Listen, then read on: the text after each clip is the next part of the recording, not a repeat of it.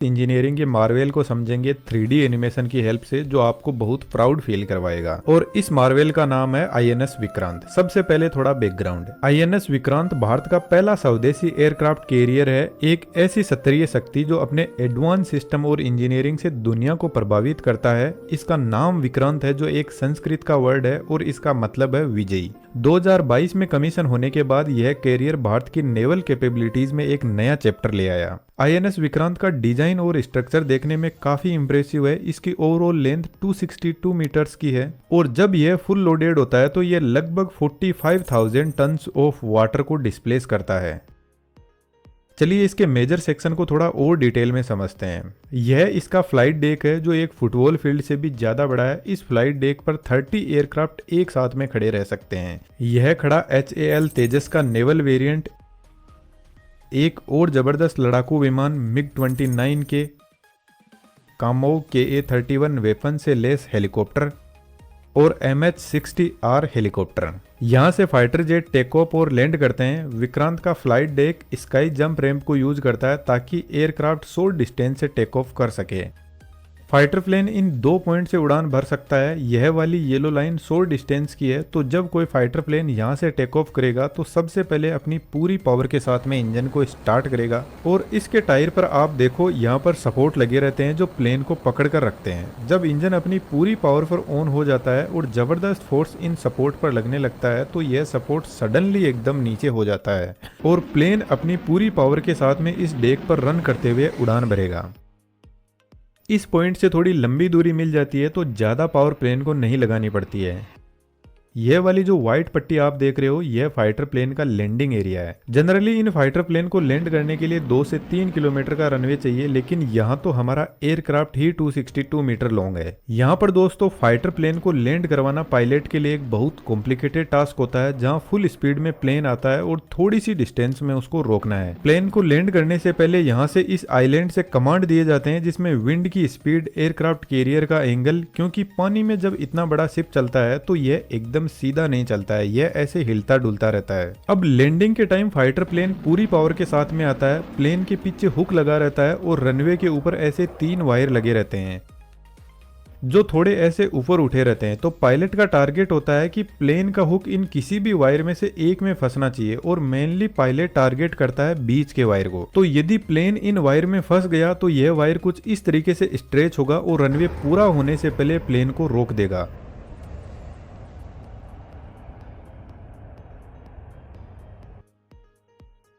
और by chance यदि plane नहीं फंसता है तो पायलट इतनी पावर के साथ में प्लेन को लेकर आता है कि वापस लेकर उड़ जाता है और दूसरा अटेम्प्ट लिया जाता है। यहाँ पर डेक के नीचे हाइड्रोलिक सिस्टम लगा रहता है जो इस वायर को कंट्रोल करता है एयरक्राफ्ट को रोकने के लिए। और हेलीकॉप्टर तो आराम से उड़ जाते हैं और वापस बैठ जाते हैं, तो इनको तो बस 2 गज जमीन चाहिए।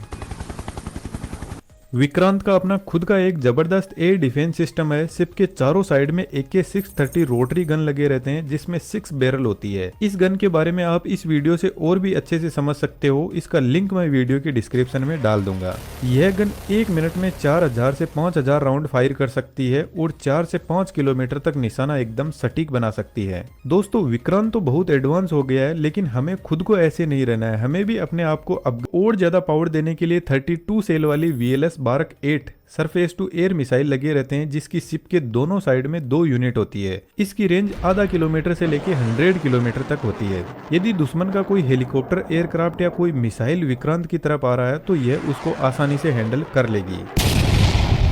अब इतना बड़ा पावरफुल शिप है, 23,000 करोड़ की लागत से बना है, तो इसको सेफ रखना भी बहुत ज्यादा जरूरी है। तो फिर विक्रांत में लगाए गए सेल्फ डिफेंस सिस्टम, जिसको कवच बोलते हैं, यह एक एंटी मिसाइल सिस्टम है। यहाँ जो शिप का रडार सिस्टम लगा रहता है, यह इससे कनेक्टेड रहता है और जब भी कोई मिसाइल विक्रांत की तरफ आती है तो कवच एक्टिवेट होता है और चाप कैनिस्टर लॉन्च करता है। और यह कैनिस्टर हवा में जाकर कुछ ऐसे बादल बना देगा मेटल कोटेड फाइबर और एल्यूमिनियम के, जिससे मल्टीपल रडार सिग्नल जनरेट होंगे और मिसाइल को समझ ही नहीं आएगा कि टारगेट है कहां पर, और उसको कहीं पर गड्ढे में ले जाकर डाल दिया जाता है। विक्रांत के पास में जबरदस्त डीआरडीओ का बनाया हुआ शक्ति इलेक्ट्रॉनिक वारफेयर इलेक्ट्रॉनिक सूट है जो विक्रांत को एनी टाइम प्रोटेक्शन प्रोवाइड करके रखता है। यह एक तरीके से अपने आसपास में एक लेयर बना के रखता है जिसमें दुश्मन का कोई भी रडार सिग्नल आता है या कोई भी किसी भी टाइप का इलेक्ट्रॉनिक सिग्नल है तो यह उसको हाई एक्यूरेसी के साथ में पकड़ लेता है। तो बाहर की साइड में कोई भी इलेक्ट्रॉनिक सिग्नल या कोई भी डिस्टरबेंस होता है तो यह उसको आसानी से डिकोड कर लेगा और फिर उसी के हिसाब से एक्शन लिया जाता है कि मिसाइल लॉन्च करना है या फिर गन से ही काम चल जाएगा। अब यह तो बात हो गई हवा की, लेकिन जो हवा के सिग्नल होते हैं वह पानी में काम नहीं करते हैं। जैसे जीपीएस, रडार, इनके सिग्नल पानी में एकदम यूजलेस है। तो फिर जब कोई अंडर वाटर अटैक करता है तो उसके लिए विक्रांत यूज करता है Maareech advance torpedo defence system, जिसको डीआरडीओ ने बनाया है। इसमें सोनार टेक्नोलॉजी होती है जो पानी के अंदर सिग्नल्स को भेज भी सकती है और सिग्नल आ रहे हैं उनको रीड भी कर सकती है। अब पानी में आपको पता है सबमरीन होती है और यह भाई साहब साइलेंट अटैकर होता है। इन दोनों वीडियो को देखना आपको बहुत मजा करती है। टोरपीडो जो अंडर वाटर मिसाइल होते हैं तो विक्रांत का Maareech advance torpedo defence system पहले तो अपने सोनार सिग्नल से दूर से ही टोरपीडो को डिटेक्ट कर लेगा, फिर लॉन्च करेगा डेकोई। यह शिप से काफी दूर चले जाते हैं और एक रस्सी से बंधे रहते हैं और फिर इस पोजीशन से सोनार वेव क्रिएट करता है जैसे शिप यहीं पे खड़ा है और विक्रांत अपने आसपास में जेमर्स की हेल्प से सभी सिग्नल को ब्लॉक कर देगा जैसे यहाँ पर कुछ है ही नहीं। यदि आपको पता हो तो कुछ एग्जाम सेंटर में एग्जाम से पहले जेमर लगाए जाते हैं। जेमर सभी एयर सिग्नल को ब्लॉक कर देते हैं और इस कंडीशन में यदि आप मोबाइल टावर के नीचे भी खड़े हो तो आपके फोन में कोई सिग्नल नहीं आएगा। कुछ ऐसा ही सिस्टम विक्रांत यूज करता है। अब आप खुद सोचो कि विक्रांत को अपने खुद के गन्स, मिसाइल, कवच सिस्टम, हेलीकॉप्टर, फाइटर प्लेन, इन सब से तो अपना कनेक्शन बनाकर रखना ही है। बाकी बाहर से जो आने वाले हैं उन पर भी पूरी नजर रखनी है। तो फिर विक्रांत पर यह जो आइलैंड बना हुआ है ये बहुत ही एडवांस टेक्नोलॉजी यूज करता है जिसमें बहुत सारे सेंसर और रडार सिस्टम होते हैं। यह जो आप रडार देख रहे हो इसका नाम आप यहाँ पर देख सकते हो। यह एक मल्टी फंक्शन रडार सिस्टम है जो दोनों तरफ लगे रहते हैं। यह अपनी आंखें एकदम खोल के रखता है और हवा और सरफेस से यदि कोई मिसाइल या फाइटर प्लेन विक्रांत की तरफ आता है तो पहले तो यह उसको रेगुलरली ट्रैक करता है बहुत हाई रिफ्रेश रेट के साथ में। और इसकी खास बात है हंड्रेड्स ऑफ टारगेट को यह एक साथ में ट्रैक कर सकता है पूरे 360 डिग्री में। और फिर ऑब्जेक्ट के हिसाब से या तो मिसाइल को फायर किया जाता है या फिर गन से फायरिंग की जाती है और इस फायरिंग के मैकेनिज्म को भी गाइड करता है कि आपको कहां पर फायरिंग करनी है। यहाँ पर यह जो रडार देख रहे हो जो घूमता रहता है यह लॉन्ग रेंज रडार होता है जो 400 किलोमीटर की रेंज तक एयरक्राफ्ट या ड्रोन को ट्रैक कर सकता है। तो सबसे पहले यह अर्ली वार्निंग दे देता है कि भैया कुछ आ रहा है, अपने सिस्टम को एक्टिवेट कर लो। इस रडार का नाम टेकन है। यह बेसिकली जो हेलीकॉप्टर और फाइटर प्लेन है उनको विक्रांत पर लैंड करने में हेल्प करता है क्योंकि शिप पानी में एकदम सीधा नहीं चलता है, ऐसे हिलता डुलता रहता है। तो यह एयरक्राफ्ट और फाइटर प्लेन के बीच में दूरी बताता है और एंगल बताता रहता है ताकि पायलट सही से लैंड कर सके। यह जो छोटा सा रडार है जो गोल गोल घूम रहा है यह मरीन रडार होते हैं जो शिप में एक्यूरेट रास्ता दिखाते हैं चलने के लिए। यहाँ पर सैटेलाइट कम्युनिकेशन के लिए सेटकॉम लगे रहते हैं, इंटरनेट कनेक्टिविटी और कम्युनिकेशन के लिए। इसके बाद में यहाँ पे एक और पावरफुल कम्युनिकेशन सिस्टम लगा रहता है BELACCS जो मल्टीपल फ्रीक्वेंसी को यूज में लेकर शिप टू एयर और कोस्ट पर कम्युनिकेशन करने के काम आता है। अब यह जो आइलैंड होता है इसको एविएशन कॉम्प्लेक्स बोलते हैं जिसमें यहाँ से कमांड दिए जाते हैं। इसके आसपास में इसके खुद के एयरक्राफ्ट और हेलीकॉप्टर से उनको लैंड करवाने के लिए कमांड देना और इस लैंडिंग एरिया का कंट्रोल भी यहीं से किया जाता है।